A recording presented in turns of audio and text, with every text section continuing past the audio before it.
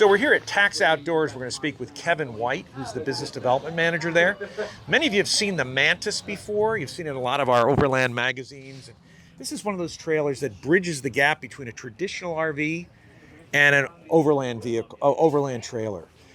So those people that are looking to get into the sport, maybe want more of the creature comforts of things that you might find in a traditional camper, but yet have the capability to get off-road, move around, use the elements, be outdoors more than indoors. So we're going to talk to Kevin White, who's in charge of business development. Tell us more about it. Okay. Hey, Kevin, how you doing today? I'm doing great. Thanks for stopping by. Yeah.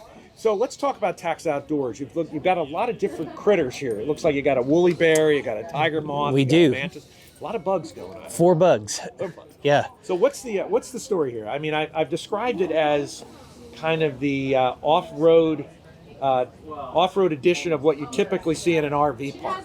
Yeah, that's correct. I would say that I heard you speaking earlier. Our trailer is a nice hybrid between a conventional RV and people that are looking to get more off-road, off-grid, have a little bit more independence. People that camp on BLM land, down forest roads, those kind of things. You really won't find typically a TAXA product at a typical RV campground or what I would call a conventional campground like a KOA or something like that.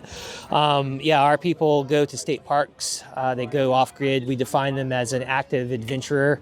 So typically our people will have an activity that they're going to do in the daytime, whether it's biking, kayaking, a long day hike.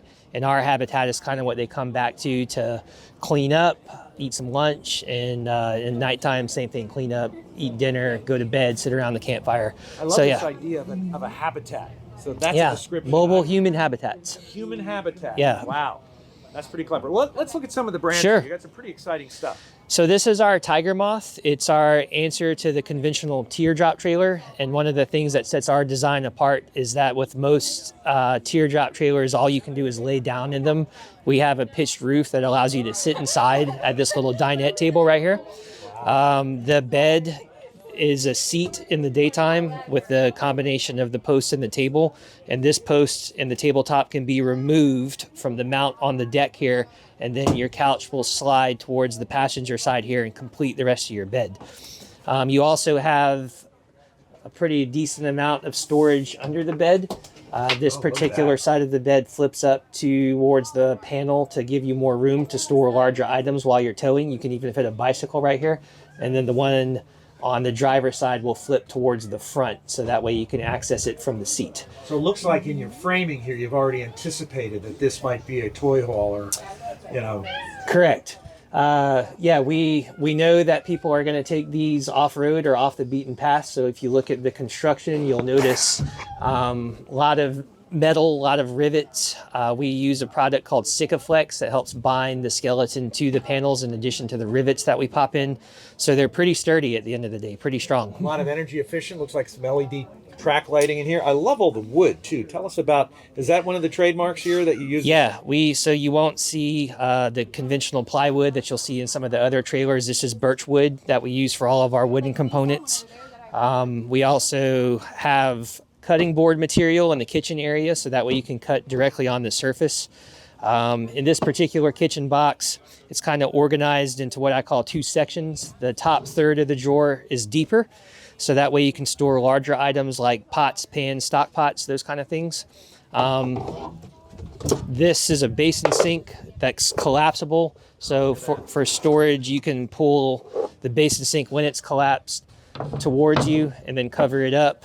The lid for the organizational storage part of the drawer sits on the ledge here, so that way you have a dedicated area for your camp stove while you can still get down inside and reach your kitchen utensils and spices or whatever else you may have in there. And you can also use the top of the the lid for the sink as an additional shelf in that little slot right there. I feel like I'm in an IKEA store, Yeah, it's very similar to that. This doesn't come in a flat box with an Allen wrench, right? I mean, it really comes already assembled. Yeah, we put it together for you. I appreciate that. we do that much for you. Let's step up to this Mantis. Sure. Here. That is the king bug in the group, I guess. The Mantis is our largest trailer at 19 feet. It only weighs 3,100 pounds, so it's very towable, even though it's the largest thing we make.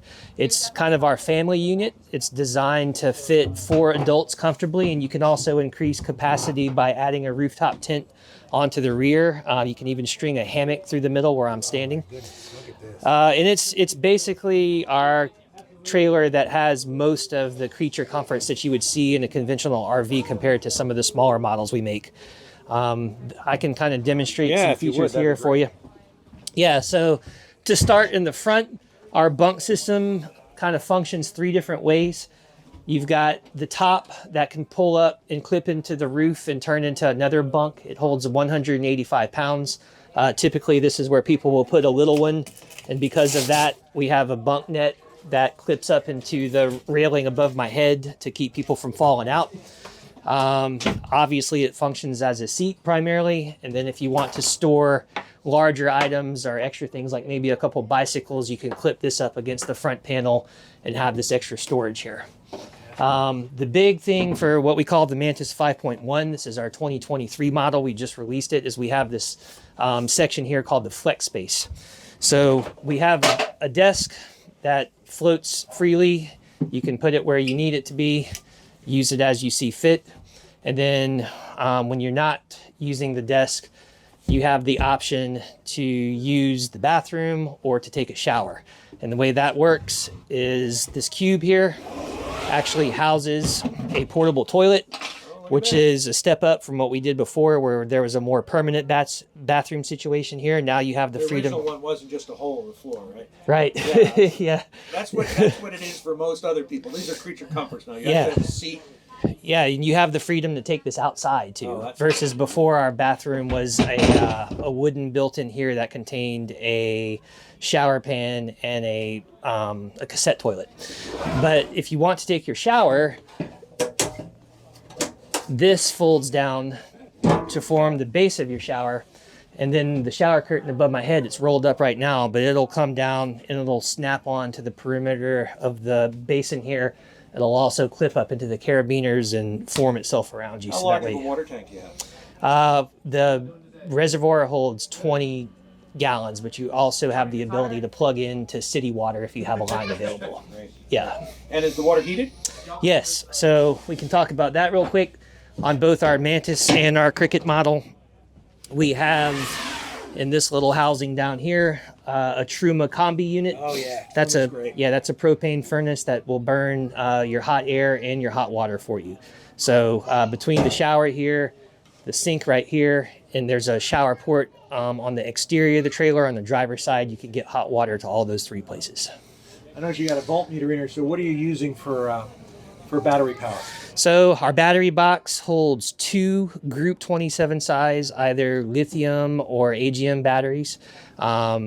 Primarily your functionality in the trailer is all running off a 12 volt. That's all your LED lights, your water pump, your controller for the water heater.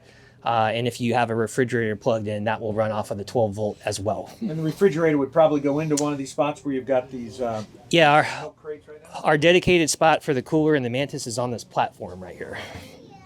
Yeah, and I think that's great. You know, having a refrigerator is one thing, but again, if you're inside out, having an ice chest or having a Dometic or something like that. And do you have ports outside if you wanted to power those things outside? We do. There's a 12 volt plug right on the exterior of the trailer by the front door that allows you to plug your cooler in and keep it underneath the awning here. And in the back here, this looks like dining outdoors for sure. Yeah, so we use this concept. You kind of saw it in the Tiger Moth a second ago, but it gets even more expansive within the Mantis and the Cricket. So we have a dinette table that sits on a post with a mount in the ground, and you have this whole seating area. And then at nighttime, when you're ready to go to bed, you unscrew the mount from the ground, pop the tabletop off, and you can store the mount underneath that cushion. And then this tabletop right here will drop into the slot where my feet are, and then you have an extra set of cushions to cover it up. Perfect. And then this the headspace that this pop-up tent really offers is pretty spectacular as well. Yeah, I believe it's over 7 feet of headroom at the very front, and then down here to the back it comes down to I think about 6 because I'm 5'9". So So you've got a couple important partners. I see, obviously, Truma is one of them. I notice you've got Thule on top over there. You've also got 23.0 is running the awning on our Mantis Overland, and it's doing the rooftop tent on the Woolly Bear as well. So that's the great thing about a company like this is, you know what you know. Yeah. And if you're going to add peripherals, you're going to go to the best providers you can get, but at a cost that's commensurate with the price point you're trying to hit. Absolutely. So there's a lot of rooftop tents out there. There are, and I was going to say, as a manufacturer, we only have the ability to stock so many products. People have their choices; they like their brands, but at the end of the day, all of these manufacturers of these awnings and rooftop tents have them configured as such with the mounting brackets and the way that the tent affixes to the risers that all brands pretty much universally do the same thing. So at that point, it's just a matter of what brand you prefer as an individual. Great. Let's just take a quick look at the Cricket. Yeah. If we can. That's kind of an interesting looking thing. Now that's got an awning built into that as well. It does. 6-foot awning that deploys over the campsite of the trailer here. Same concept with the 12-volt plug on the exterior trailer that you can potentially take a refrigerator, move it outside to make more room on the inside of the trailer.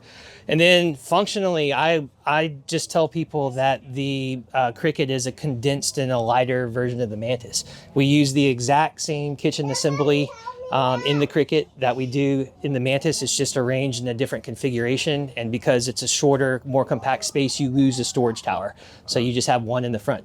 But the bed does the exact same thing. It's a seating area in the daytime, a bed at nighttime. The tabletop drops down into the groove here, gets covered by a cushion. One thing the Cricket is kind of famous for that is not present in this current model or unit that we have on site today is that the kids berths are what little kids sleep in. So the Cricket was primarily designed for like a young family. The berths will clip into those brackets in the back. They're basically like cots, and they'll carabiner up into the holes right here. Oh my gosh, and then that would be so cool. They sit level over the bed at nighttime.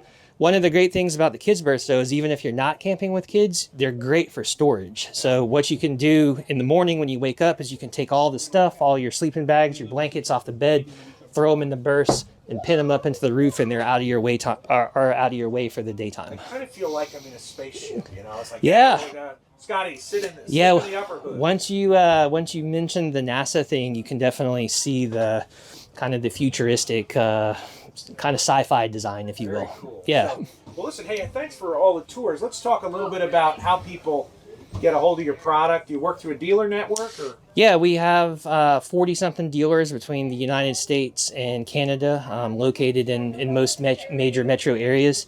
In particular, at this show, we're working with our dealer partner out of Orange, Virginia, called Road Trip Camping. And we also have ability for people to dial directly into our office and talk to someone like myself. I'm a habitat specialist for TAXA Outdoors, and I can answer all your questions, kind of go through some of the things like we did in this video, talk about your use case, talk about your tow vehicle, what kind of gear you like to go out with. We basically help you narrow your decision down to what works best for you based on what you describe to us. Well, that was a fantastic tour. I feel like I'm looking at a camper, but I just feel more comfortable, and I love the way you guys have opened up the outdoors. What was a window in someone else's camper is an open portal to the outdoors. Exactly. So, between the natural materials you use and everything else, it's really a fantastic product. So, check it out. What's the website? TAXA? TAXA, TAXA Outdoors, all one word.com. Great. Check it out, folks. This is a great company, and they're certainly bridging the gap for us. Those that are looking to find something more comfortable for the off-road enthusiast, but still has creature comforts of what you're looking for. So, thanks again, man. Thank you very much. Thanks for stopping by.